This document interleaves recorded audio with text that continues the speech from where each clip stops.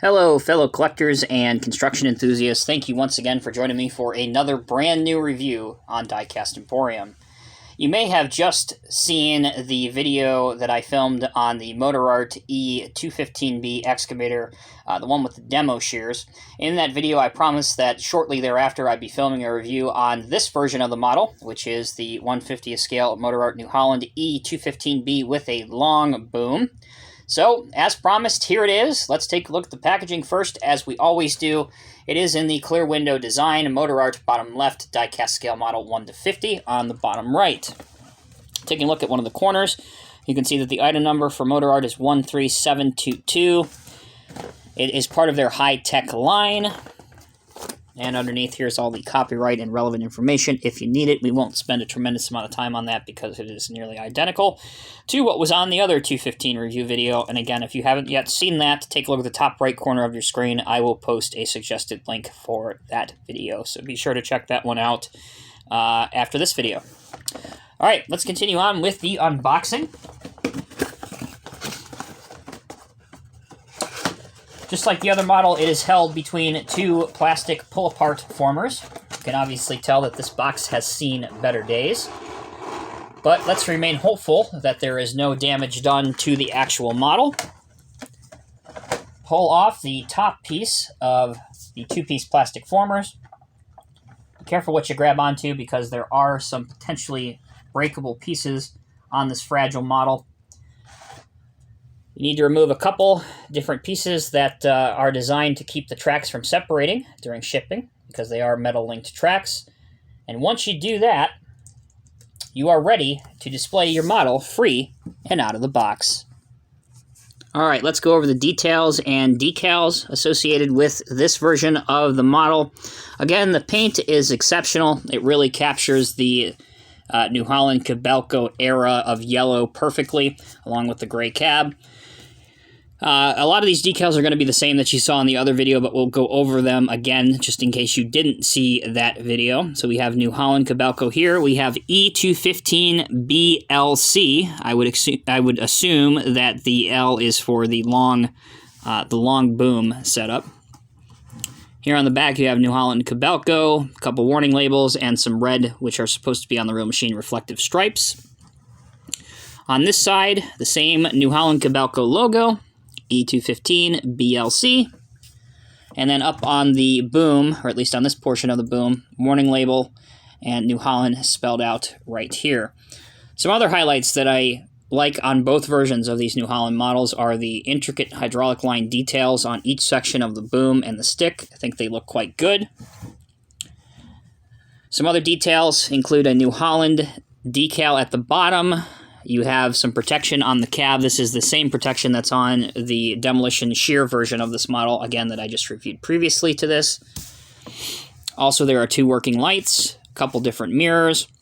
On the tracks, there's a warning label here, and then two arrows pointing down on the track frames themselves, which again, I emphasize that I think those are for the tie-down points when this machine is loaded on a lowboy. All right. Let's transition now to functionality. We will start with the tracks themselves. They will move by hand quite freely. You can also rotate 360 degrees. Just like the other version, it is a bit stiff, but I would rather have a model stiff than too loose so that you don't have any rocking back and forth on the body. Another neat feature on this version of the model, at least, is that you can open the engine hatch. This is best done with the assistance of a model pointer. You can open that up and see the detail inside the engine. So quite a nice feature there. And as you can see, it will stand up by itself if you have a couple figures, specifically maybe some O-gauge mechanics figures that are doing some maintenance on top of your machine. You can post them up there. All right, as for the functionality of the long reach setup boom, well, let's see how that performs. We can lift it up. Easily, it'll go up to here, which is just about off frame, but as you can see, it is plenty good enough to still be in the video. Let's extend out all of our sections at their most wide extremity. But even at this length, you can see that it starts to go down over time as the cylinders are not strong enough to support the weight of the metal booms. And unfortunately, it is dropping down over time, and the back of the machine is up off the ground. Perhaps you can add some weight to the cylinders and the cylinder jackets to get around this issue, but my sample straight out of the box, you can see, is not heavy enough or strong enough to support the weight imposed by the extra metal boom segments. Again, that's always disappointing to see. Okay, let's start bringing things in a little bit.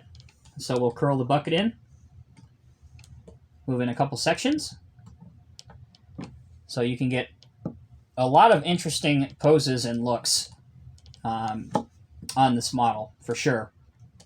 And digging well beneath itself really shouldn't be an issue for you. You can see here in frame just how low you can get. You can actually probably go a little bit lower than that, depending how many sections you want to use. And as I pointed out before, each section does have its own hydraulic line and connection to it. So it's certainly an interesting machine, one excavator that you don't typically find too much of on the 150 scale construction market. Obviously, there are plenty of kits that you can make your own custom long reach excavator model. I know that I have a Caterpillar one. In fact, let me go ahead and grab that. We'll compare the two.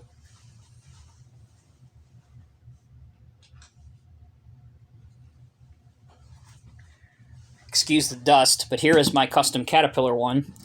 So this started out as a Norscot 320D. Obviously, you can see that this style long boom is slightly different than the one that's on the New Holland. You can see that this is more of like a one-piece setup, whereas on the New Holland, it's a several-piece boom. So, in essence, they are two totally different long-reach booms and setups. So, I've shown you the strong points, I've shown you the weak points.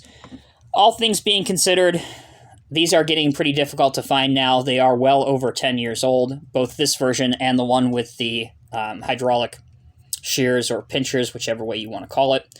The functionality is reasonable enough and interesting enough, as well as the opening engine hatch, which I think is quite cool. Obviously, things could always be improved, especially with the detail on this machine. And certainly, the one big thing that lets it down, at least in my opinion, is the cylinders are not strong enough to support the added weight of this extra boom section. So if you wanted to pose it actually working, it will deflect almost instantaneously, as you saw when I was demonstrating the functionality of it. But that's my opinion. I'm always eager and interested to hear yours. Please leave them down in the comment section of this video. And as always, thank you so much for watching and contributing on these videos. And until next time, take care, be well. I will see you in the next review.